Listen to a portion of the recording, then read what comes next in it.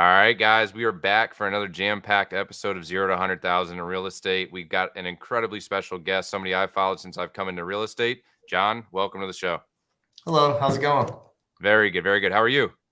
Pretty good. Just kicking off this morning, Friday morning. Excited for a busy weekend. Heck yeah, of course. And man, like I've been following you, so I know. But for people that jump on and also watch this afterwards, what's your story? What brought you into real estate? What got you to where you are today? So I think I've been in real estate. I'm working on my 8th year in real estate now. I got into real estate. I was doing another job. The job was it was a job that I thought I could see myself growing into. I was it was a restaurant management job. I started at the bottom as, a dishwasher. I worked my way up to general manager. I liked it there at first, but I didn't. The grind, what I didn't like about that business is what you put in it, you didn't get out of it. So I could bust my ass all day. I could work 70, 80 hours a week.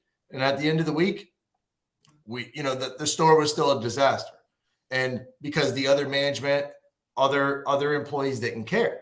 So I had a passion to grow the business, but no one else with me, the general manager, had no passion. Other people didn't have passion. So I said, I got to find something else that is going to help me where I can, whatever I put into the business, I'll get out of the business. And so I looked around, saw some other jobs. We ended up moving. We moved to Georgia. My wife was in a master's program there. And I said, I got to find something that's going to help me, help my family, grow my family.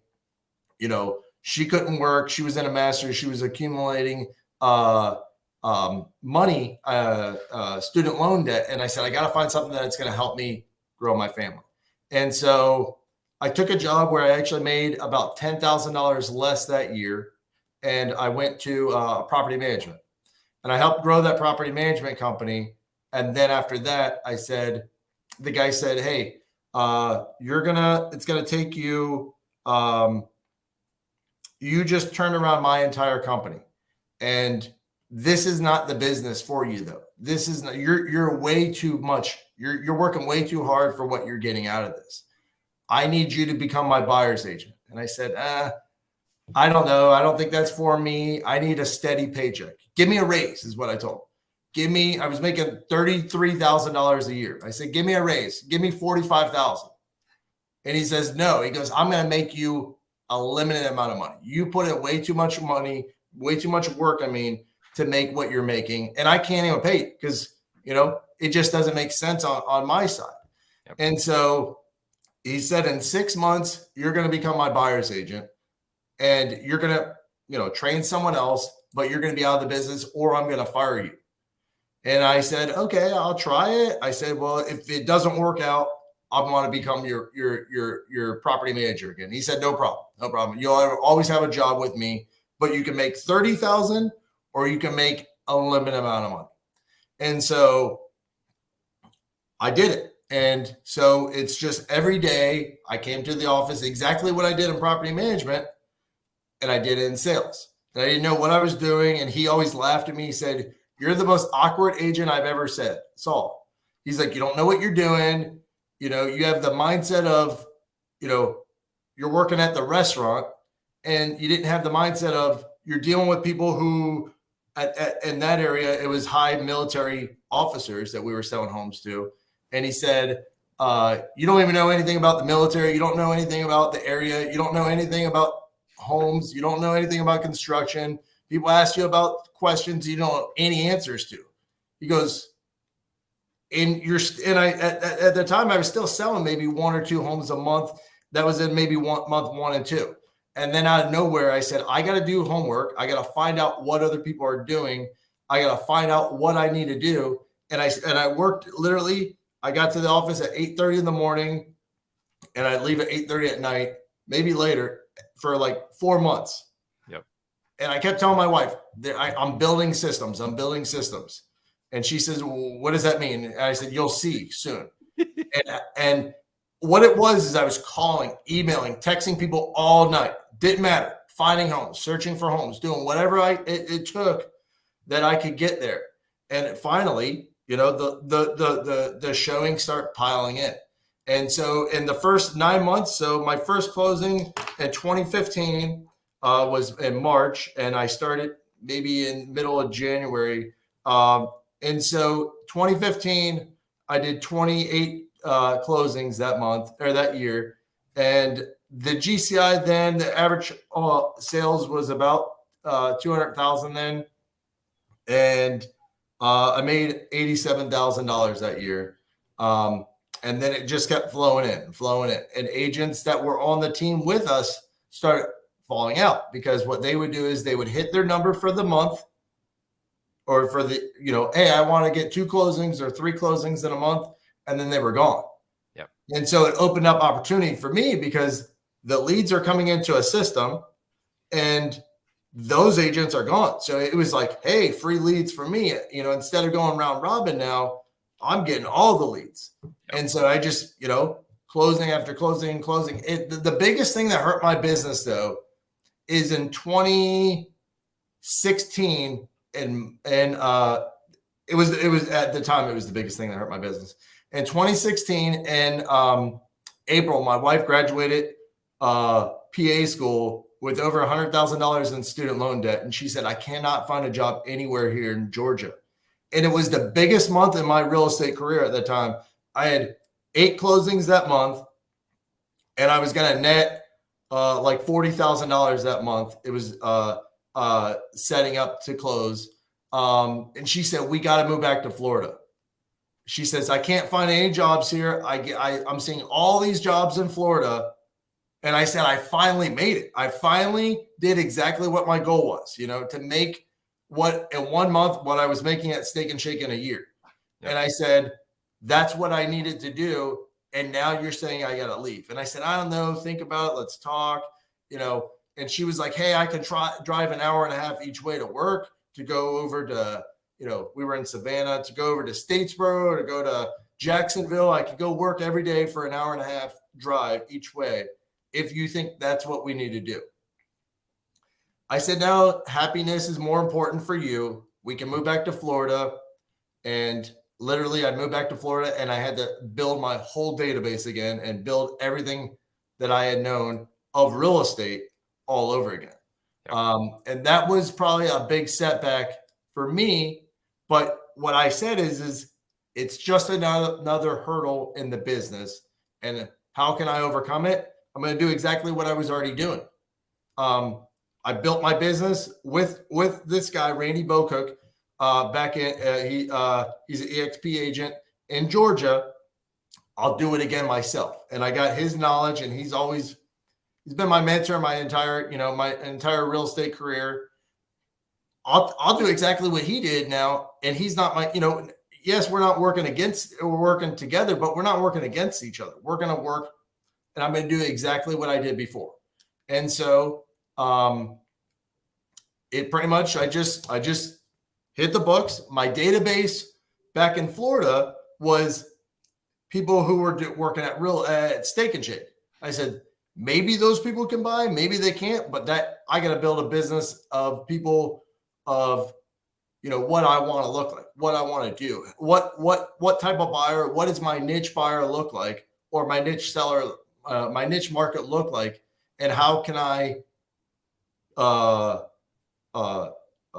it? How can I cultivate it? How can I make it my market? And so that was a little bit of a challenge itself, learning how to come to a new market and becoming a player in the market while being brand new back into this business in this area at the time. So any questions so far? Yeah, man. So like I love like the for this show in particular, like you've had to do this twice. And yeah, I feel like a really common thing, like this is geared for all agents, but it's also geared for new agents to come in, right? They're going from 0 to 100.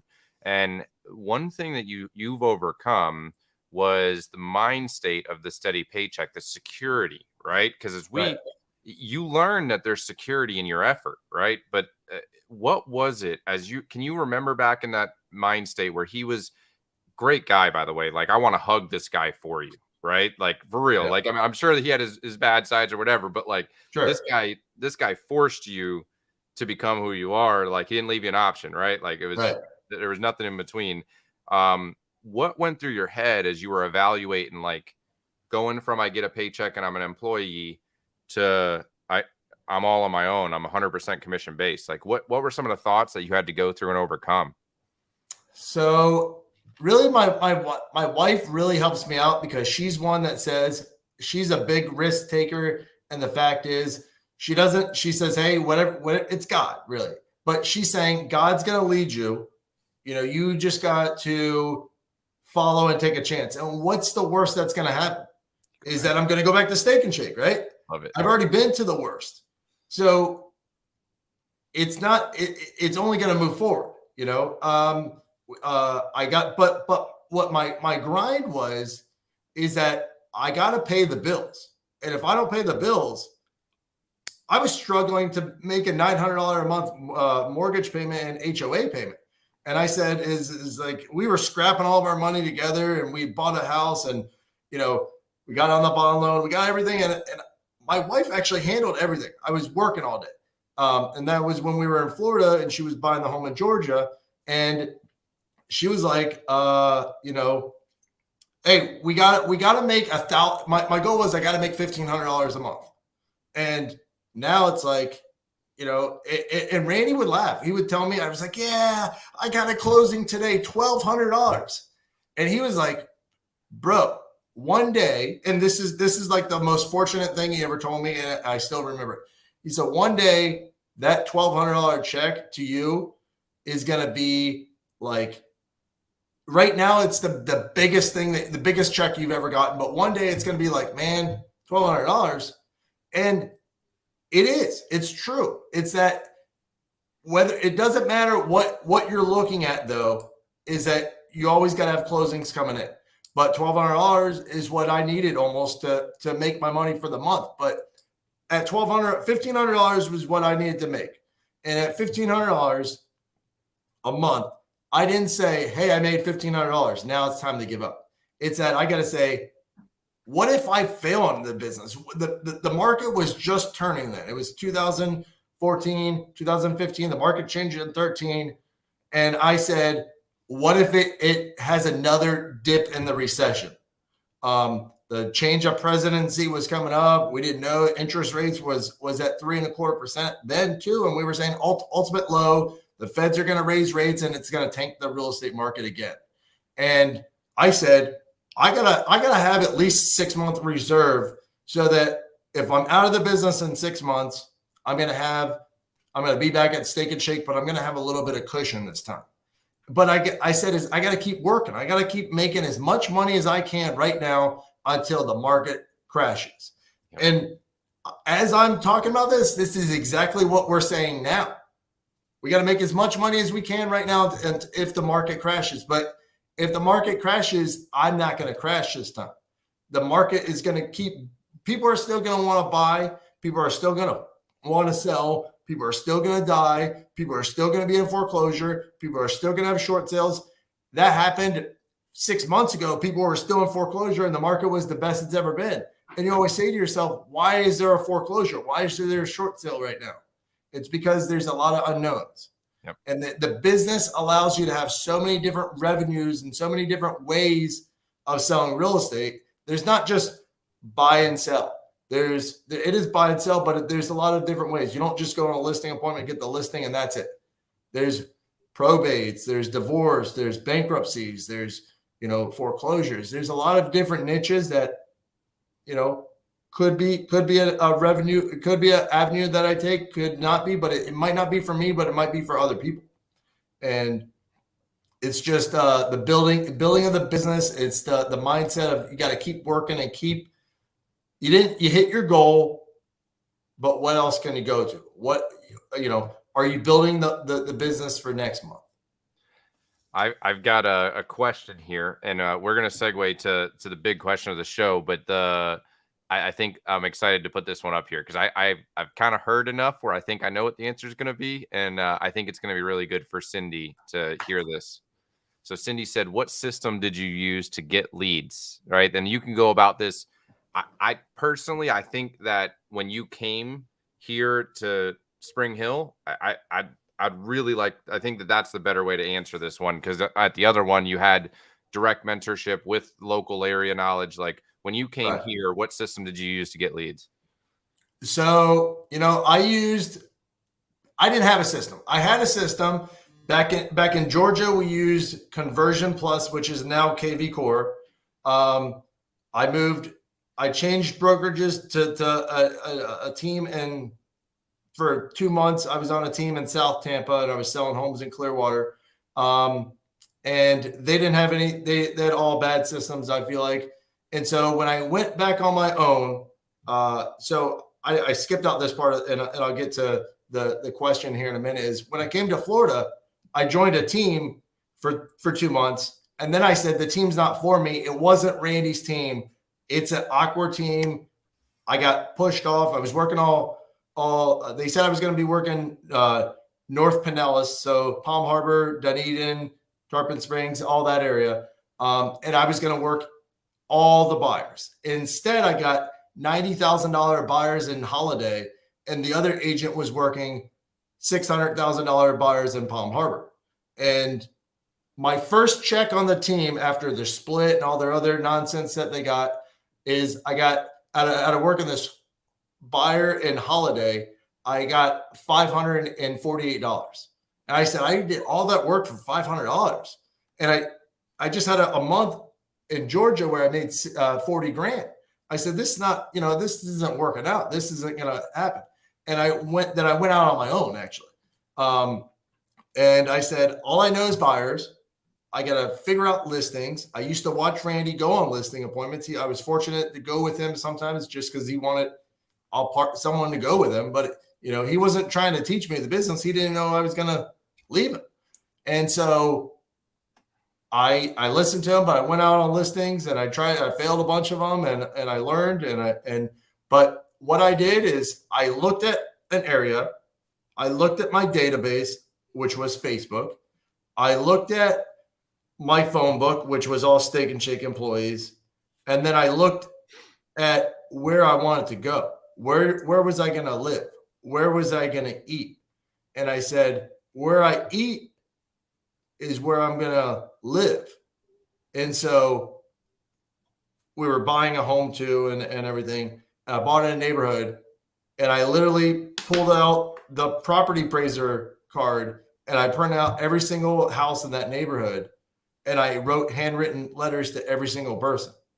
And I said, I'm a new real estate agent here. I live here. I grew up here, and I want to earn your business.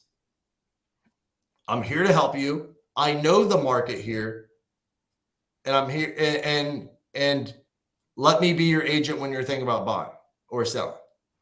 And I did that, and I got nothing. And I said, there was 300 people in that neighborhood. I wrote, I went to Walmart and bought out, 300 cards, and that failed. And I said, well, that didn't work. And then I said, well, what happens one time and never happens again? Nothing. You can't just send a card to one person and expect them that they're going to remember you forever. So a month later, I did the same thing. It didn't work. And then I did it again, and someone called me up and said, hey, you have the worst handwriting, but you keep sending me these cards. And I can tell that they're handwritten because they're totally different writing. They're smudged. They look like crap, but you keep sending me letters. And I actually talked to one of my neighbors, and you sent them a same card. And so we want you to come list our house. And I said, I was so nervous going to the appointment. It was the most nervous I think I've ever been. My hands were trembling because I was going to go list this $300,000 home. I've never been, I've never gotten a listing before. I went on a couple of appointments down in, Newport Richie. And I never got any listings. And now I'm going to go list a home, and I don't even know what I'm doing. And nervous and sweating, I got the listing. And so the thing was that I didn't have any systems. I didn't have any tools. I was at a different real estate company. They didn't offer anything. And I said, I got to figure out systems that I can take this idea and I can multiply it. And how can I multiply it? By doing the same technique over and over and over at different markets.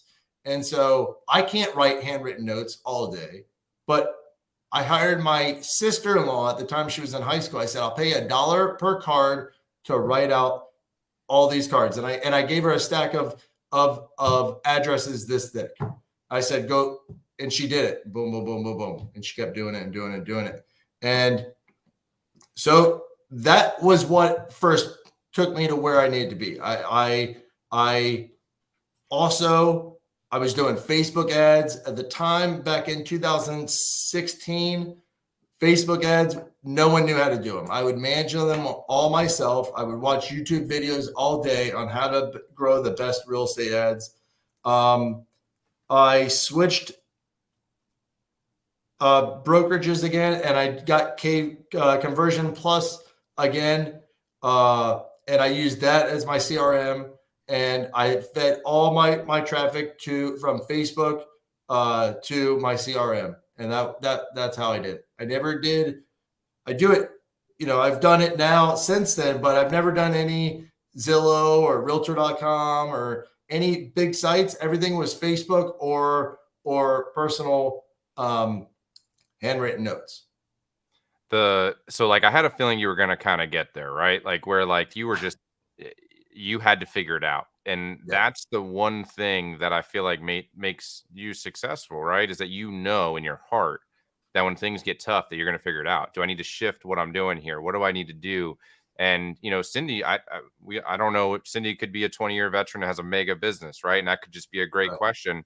But don't wait for anything else, right? Like your strategy right there of how can I earn your business? It was handwritten notes, but that one question, I don't care who I've ever asked that is just such a respectful question that you can ask somebody, and you can ask anybody that, right? Like it doesn't matter who you're talking to. I spoke to somebody yesterday as a $1.3 million house started thinking about listing in Wesley Chapel. Yeah. Pretty much first thing I asked him is, hey man, I just want to learn what would I need to do in order to earn your business? Right. We had a great conversation, right? Like I love that she asked that question though, because that's a lot of people want the perfect system. There is no perfect system. It's most of it's your hard work, and you can make it better and efficient over time. But I love it, man. I love it. We've already. It's also. I'm sorry. I was going to say one thing. It's also that you can't expect that someone is going to hire you. Like you're saying, you got to say, "How can I earn your business?" I always let people know it's an honor for them to choose me out of all the other agents. There's a lot of great agents, yourself, a lot of other great agents in the area, and it's an honor that they chose me. It's not like it was expected or anything. I can sell homes for friends to family. It is expected, but my brother-in-law is in the business too. So it's like, it's an honor when they choose me. And I'm very gracious that every single deal that I get, I'm glad that I get it. Referral, anything, they can choose any other agent. And there's probably 10 other agents, 100 other agents that are better than me, or that are going to give them great service like I give them. And when they choose me, I want to let them know that I am very thankful for their business. So I love it. And I see we've got 13 people on right now. We've actually kind of like Cindy's question really segued us. Like that was the perfect picture of your airdropped into a market that you know no one. Right. Like this is, you came in from the hardest possible situation, right? Like you literally, like you came in, you were airdropped into a market. You were figuring out, this was before you had turnkey systems. That was like now, I mean, if you have KV Core, for instance, you literally click a button and you got Facebook leads, right? Like things have evolved so much now. And I love that you touched on a brand new agent. Don't spend your life savings on Realtor and Zillow right out the gate, right? Those are great, right? And they can work, but they also, depending on what your cost per lead is, you can actually lose. Like you can get to a 1-to-1 ratio and just it blows you out of the water. Like go hard on connecting deeply with people. Like when you send a handwritten note, That's personal, man. That's deep. Like that's something that not a lot of people are doing either. Anybody can do, but not a lot of people. I don't do it. I'll tell you that. That as you're saying that, I'm like, wow, like that's one strategy that's just gold that you hit them with. But I'd love to see if there's any other questions on here. We got 12 people on. It's a lot of fun when this is live and interactive like that. Um, Ask away. yeah, man. Anything there that like anything picking out in your head while they're asking away like that we haven't covered quite yet? Yeah. So what I would say is I go to a lot of trainings now. I go to my office, has a lot of like training for new agents and stuff, how to do stuff, how to what is an as is contract, how to do a listing agreement, how to do all this stuff. But what I'm always thinking is if you want to be an agent, you want to succeed, you got to stand out. You got to be. I was the guy that was writing the handwritten notes, right? And they might have been getting flyers and stuff from every other agent, but they weren't getting handwritten notes from every other agent. And so, you know, what can you do? What I always say when I always anything I do now is that if the training says to do this, I got to be above that because I want to stand out. How can I take that to the next level? How can I take, what everyone else is doing to the next level so that I can be on the top? I want to be in the top 10%. I want to be in the top 5%. I want to be in the top 20%. Whatever it is how can I be there? How can I learn it at a very high level? So if they're teaching how to run an ad, how can I run ads that it's going to make the most sense? How can I run the best ad? I'm not going to take I work at Keller Williams. How am I going to take the Keller Williams training tool that they use and say, hey, this is how you run an ad, and that's it? You got to take that and say, how can I make it perform at the best possible level? So what else? And I collect every piece of mail I get from every other agent in my neighborhood. I think a lot of agents know that I'm an agent and I get skipped a lot of times, which makes sense. But I'm fortunate that the house is under my wife's name first and then me. So when they look on the property card, they might miss it's John, they say Sarah. So,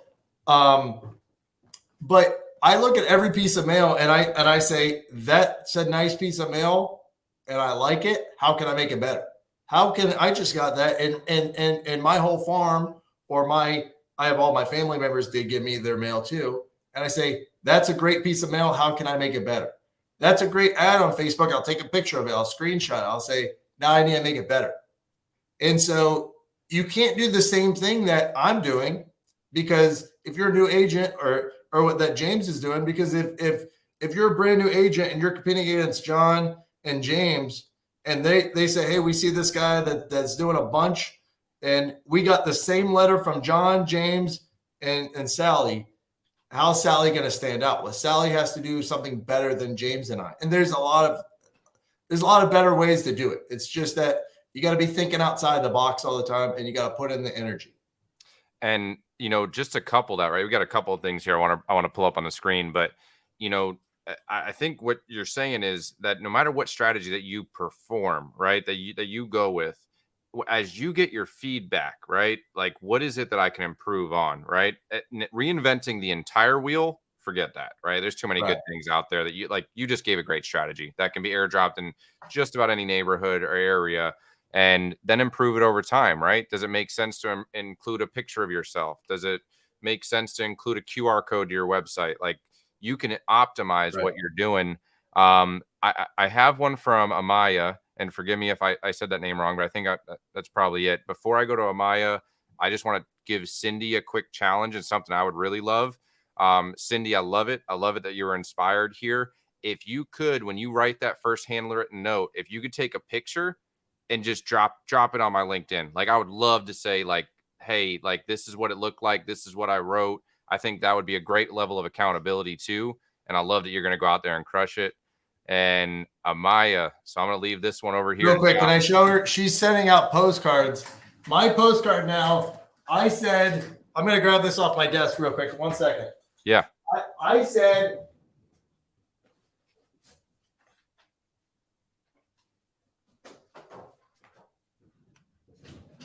all right, here's some quick ones real quick. So I said, I want to send out postcards and I want to make them stand out, right?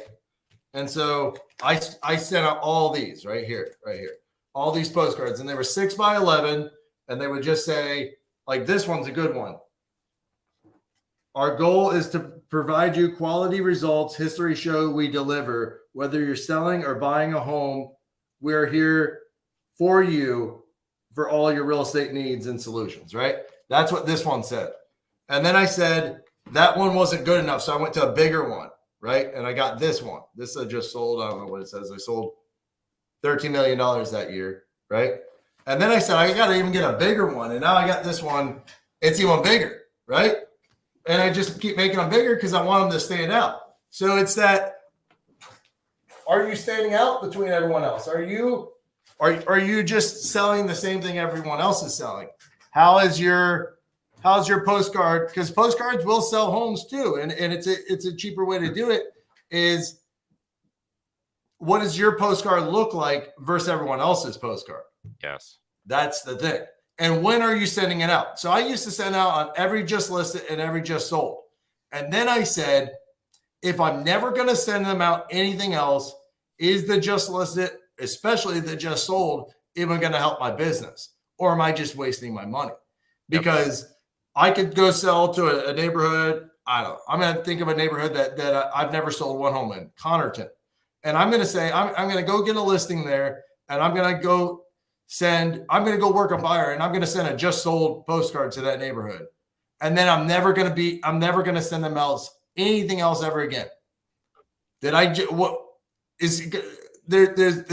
probably a half a, I don't even know what the statistic is. You likely just threw the money away. Right? I just threw the money away on the print and then the mailing. And what way are you mailing it? Are you mailing it by route? Are you mailing it to the street? Whatever it is I probably just threw money away because I'm never going to help them out ever again. I'm never going to call them because I just want to let them know I sold a home. But if I'm not going to try to cultivate that entire area, I'm throwing the money away. So strategically thinking is, I have 7 different areas that I send stuff consistently to. And then I started with 2. And then I said, I'm going to do 3. And then I'm going to do 4.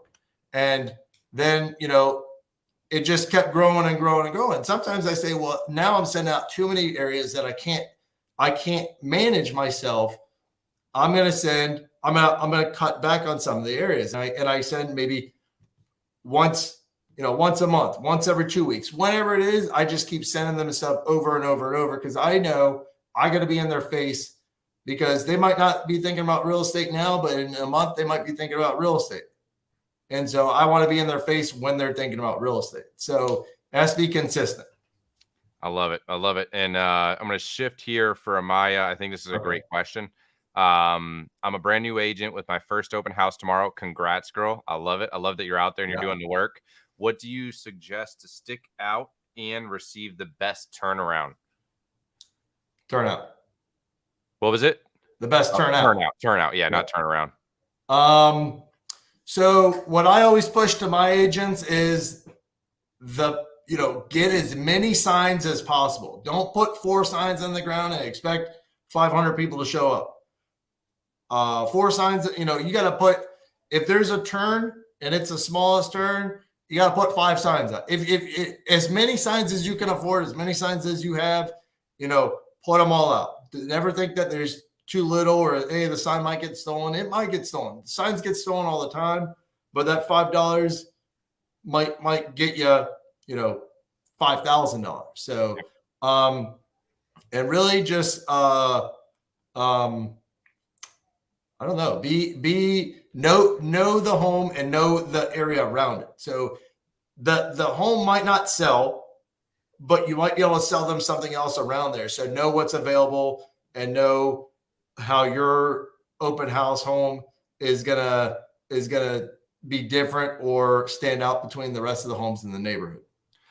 I'm going to add just 2 things to that. One was what you said earlier, right? So a lot of times they're coming in, when somebody comes into an open house, I think for security purposes, like, you really should have them sign in. I think you should know that who these random strangers were in somebody else's house. And you can talk about that in a lot of ways. Like, hey, the seller's asked us to keep a register of everybody that comes in. But then like let them walk through the house, right? Like let them, Right. don't be right up on their shoulder. And when they come back out, what were your takeaways? What did you like about the house? What didn't you like about the house? And the wrap of that is what you said earlier. Out of curiosity, what could I do to earn your business in the future? Right. Right. And the second strategy that I want to challenge, if you're doing this open house tomorrow, Amaya, if you do this, you're in the 1% and you're going to see an instant turn just by this one strategy. You're going to door knock the 5 to 10 houses this way, the 5 to 10 houses this way. You're going to knock on every single one of those doors and you're going to say, hey, my name is Amaya. I'm your local realtor here. I'm actually doing an open house for one of your neighbors. I wanted to invite you by. I've got some a couple of sodas and waters and some cookies, and I'd love to just get to know you a little bit more because you're right here inside of my neighborhood. You do that, and you've stood out from the likelihood another realtor has done exactly that on that street is like zero. Like it is so low. And now you've had everything we're doing is to get face to face and have an interaction, right? You have gotten the opportunity to put an impression on them. You can give them a business card. You can connect with them. Who knows? They might even right there and open up to you like, hey, yeah, like we've actually been thinking about selling too. Great. Hey, is it okay if I swing by after the open house? I want to make sure I invite all the neighbors and I'll come back here right after the open house if that's okay with you. If you go with that strategy, girl, you're going to crush it. Yeah, I agree. I love it. I love it. We got some, this is my favorite part, man. Like, I love when we can like interact with people and like really just being vulnerable, like asking questions. This is what it's all about. Like I was a new agent too. And I was fortunate to have somebody to ask. And sometimes people don't have anybody to ask or they don't know who to ask. Yeah, exactly. I love this right here. Looks like the broker for ARC gave you some props on something you said earlier. So true. As a licensed professional, your skills must be diverse. I agree 100% with what you said. You got to be able to shift. You got to know what you're going to do next and understand that. Be resourceful is really what that comes down to. Exactly. If anybody's got any more questions, we'll drop it in here. We got about 7 minutes left. I got to leave here right at 10:45 because I got to go out to Glen Lakes. But man, dude, this has been fun. Like, yeah. Thanks for having me. Yeah. Thanks for jumping on. I know that this takes, you got a busy man. It's a lot of time out of your day, and my hope is that we create some impact here, right? Like Cindy's able to come up with a strategy that will help her win. Same for Amaya. Like that's what it's really about. So I would say that while we're waiting for other questions, is that really we gotta think. This is a business where you can make an unlimited amount of money, and to see agents that come and go is that it hurts my heart, honestly, because I'm thinking is that they either didn't have two things. They didn't know what questions to ask, or they didn't have someone there to help them out. Because I was a new agent. You were a new agent as well. We were all new agents at one time. Either we were born into it, where we're in a dynasty of family, and our parents were title agents. We were title agents. We were already in the business, right? Those are the people that are kind of spoiled into the business. Yeah. You and I are in the business of, we got here by a dream, right? And now, we had the right people who were making the right questions, we asked the right questions, and we were able to grow. But it's that, if you put in, it's not a 40-hour-a-week job. It's not, it's not a job where you have to punch a clock. So a lot of people I see struggling that say, I'm tired. I don't want to wake up, right? And so they sleep until 10. And then they get up and go to the office at 11. And then they say, it's a little bit rainy today. I want to go home, 2 o'clock. And that was their day, 11 to 2. And so they're probably not going to make it if that's a habit that happens every day. You got to look at it and say, I got to work at least 9 to 5 every day. You got to take maybe 1 or 2 days off. Some days when I was doing the business, I didn't take any days off. I worked every day. Maybe I took off a half a day on Sunday, I went to church, whatever. Then at 2:00, I said, hey, babe, I got to go to the office. What I said is, we're in a business where we're working for other people. So days off usually meant Tuesday and Wednesdays if it was a day off, because we got to take a day off. We're working when other people are not. We're showing houses on the holiday weekend. We're showing houses on weekends. We're showing house at night. We're showing houses when people are not working. If they're retired, great. It's 2:00 in the afternoon, which is more ideal. But if they're a working family, if they're working 9 to 5, we're showing homes either before 9, which is very unlikely, or after 5:00. We're showing houses on nights, weekends, holidays. Holidays are great. What I tell all my buyers agents, all my agents in general, everyone, is if it's a holiday weekend, we are working all day. We should be showing houses all weekend long. People have a 3 or 4 day weekend. That just means an extra day that we can pump in another deal, another sale. Anything else to add to it real quick? I know you got to go. I don't want to go. No. I was looking up because I had a feeling I wasn't going to be able to answer Amaya's question entirely. And Amaya, you're welcome right there. I see you're on YouTube. There's a Calendly link for me. Like, feel free to jump on a 15-minute call with me. I can help you get some direction on this, but this is like a mega question. Like, this is something that can't be answered in short fashion. I will say that it sounds like you're already doing it, because it's not about how to get the most leads, right? Because you want to get the most leads, go get the phone book and literally start calling out of the phone book, right? Like, there's every lead that's inside of your area is right there in the phone book. But how do you get the highest quality leads? Which I love that you're already doing the open house, right? Like, I don't know if that's your listing or if you sought that out or it was offered to you, but like, that's a pretty high quality lead. Somebody who is going out of their way to walk into a house that they don't know, and they're going to see a real estate agent. They kind of know that, like, you're face to face and you have the chance to impress them. Now, when it says a limiting belief that we've all had is that I'm brand new, I have no track record, no stats. Like, John touched on this earlier. We've all had that. What I can say to you is no local market knowledge, right? Like, if there's something they don't like about this house, what house nearby might fit what they're actually looking for, and offer them like, hey, look, like, I'm going to be at this open house for the next 2 hours, but I think there's a house around the block here that I'd really like you to walk through and see if this is a fit for you. Are you guys going to be in the area here in about an hour? Yeah. Right. Literally add value to their lives. The 4 things we're really trying to do is we're trying to initiate, which you're doing. You're crushing it, right? You're going to the open house. You're initiating. Now you've got to connect beyond surface level. And once you connect beyond surface level, you'll be able to identify their problem, right? So walking in an open house, their problem is that they're not finding a house yet, and this one didn't work. So to solve that problem is how you really become sticky to them. Because if you can be the person that's solving people's problems, that's when money exchanges hands, is when you solve their problem. And real quick, what I always use is the 3 rules of when someone's going to work with me too, or if I think that they're going to work with me or I'm going to work with them, whichever, is that they need to buy a home, they want to buy a home, and they want to use me.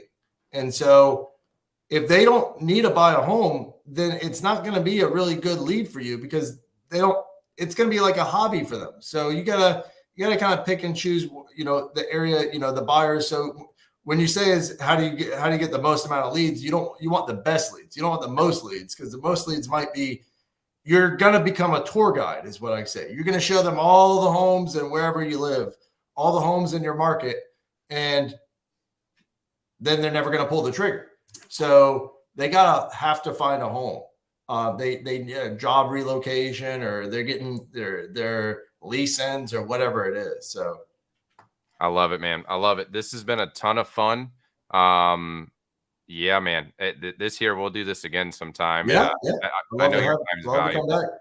You're the man, dude. Thank you so much for being here. Thank you. Anything you want to finish them off on? What do you want to leave them on? Really, I would just say is that, be able to stand out above everyone else, or make it your impact, whatever it is. You want to go focus on your church, you want to go focus on your neighborhood, you want to go focus wherever it is, but be meaningful and make an impact, and be able to stand out above everyone else, and never be Never not want to put the energy into it. Be always, you know, you gotta put in what you get out. So you can't work 11 to 2 every day and expect to make 100 grand. Maybe at some point that might happen. You might be, you know, when you're a 7th level agent or something like that. But if you're in the grind every day, what you put in is what you're going to get out. I love it, man. I love it. That's the way to leave them. Have a blessed day. Goodbye, everybody. You'll see us next week right here. I think I'll be live because I'll be in Dallas. And go out there and crush it, y'all. Great. Have a good one, guys. Thank you.